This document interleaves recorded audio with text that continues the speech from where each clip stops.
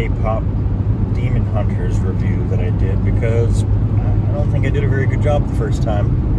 And the movie is freaking awesome, so it deserves better.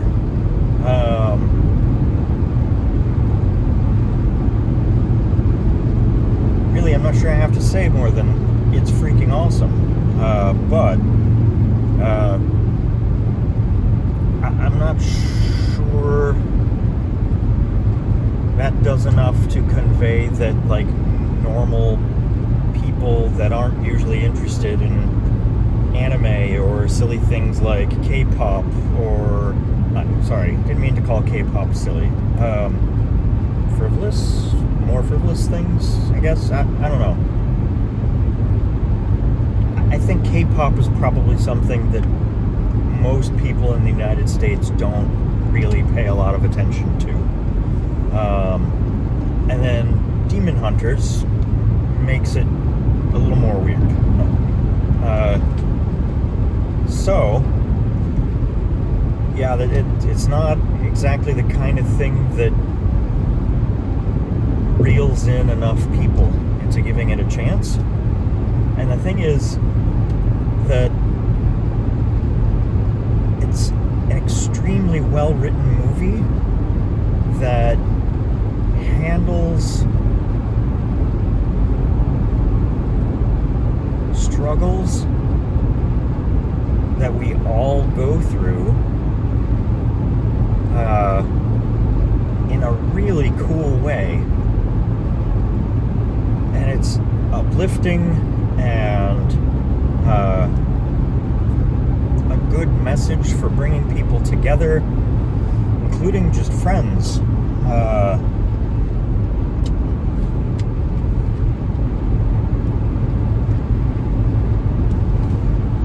So, yes, to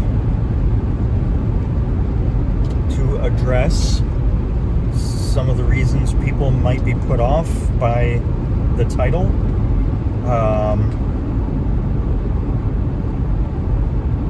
the movie is about a K-pop band who happen to be demon hunters. So in this setting, demons exist, and they feed on people. And I'm being vague about that because, like, the movie does it so well. I don't want to wreck any of the journey for you.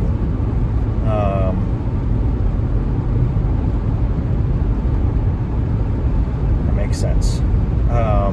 So yeah, demons exist in another world, another dimension, another plane of existence, something, and they can come to our world and feed on people. And the K-pop Demon Hunters became kind of a K-pop band because, you know, long ago they were traveling minstrels or whatever, playing music, and now the way to spread their music well, and when they have lots of fans, when people enjoy their music, it helps strengthen the barrier between the worlds and reduces the amount of demons that can come through, even potentially to the point of just being impenetrable. So that's their goal, is to strengthen the barrier to prevent demons from getting to the world and harming people. And sure, like, if you just say K-pop music makes it hard for demons to harm people, that sounds a little silly. But in that structure, in that setting, the story that they tell, and the personal journeys we see, the character growth, it's awesome. Fantastic message for kids. So there's a little bit of fantasy violence where the demon hunters are slaying demons with swords and halberd, well, naginata, and what look like maybe kunai.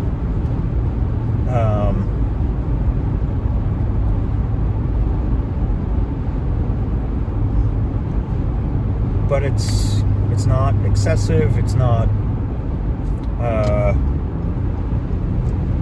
gruesome. Not what's the word I'm looking for. The word with horror movies when they get to be too bloody and gross. I'm just drawing a blank on that, but that's not what this is. So it doesn't really matter, I guess. It's not something that would be shocking, I think, to most people.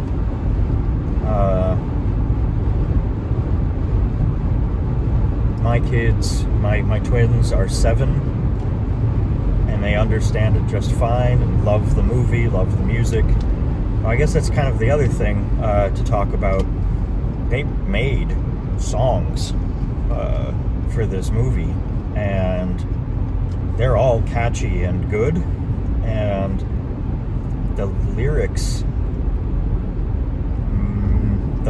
make sense for what each song is trying to portray. It's so impressive, the amount of work that must have gone into lining everything up exactly right.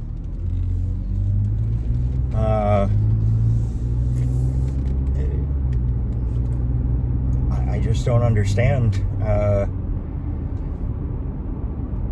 This was like a new group of people. They're just putting something together, and they did such excellent work.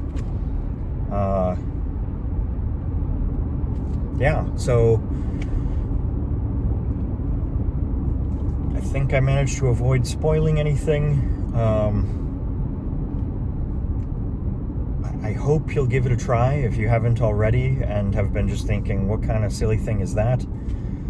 Oh, there was one other thing I wanted to address in the video, which is, in my video, which is that I did see one complaint online about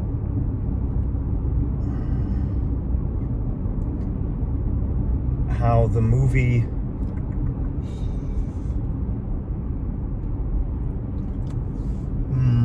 okay.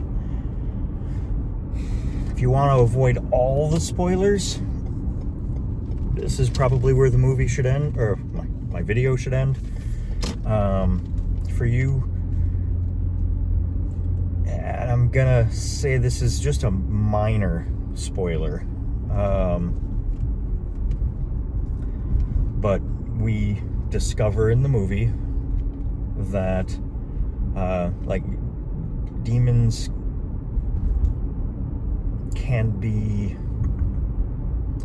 are not inherently necessarily evil.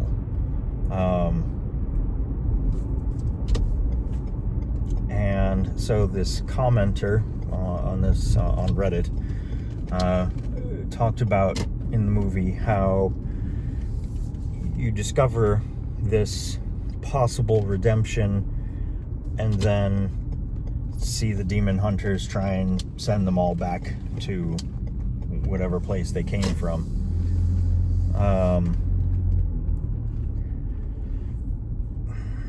And when I first heard that complaint or read that complaint, I thought, okay, they have kind of a point there. Maybe that was a detail that the writers missed. However, the movie does also point out that the image we have into the demon that can be redeemed is that one demon. That's the only one we know about, and one of the main characters asks one of the other demons if they are being coerced, if they're being forced, if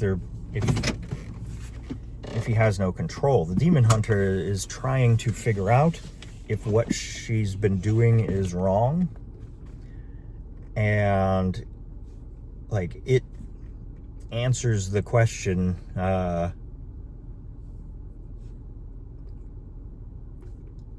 without again saying too much, suggesting that the redemption demon is a special case. And so I don't think that Redditor's complaint is entirely valid. I think they addressed it. And, well, watch the movie. You'll know what I'm talking about. I don't think I've spoiled any of the story. Don't think I've storied any of the surprises.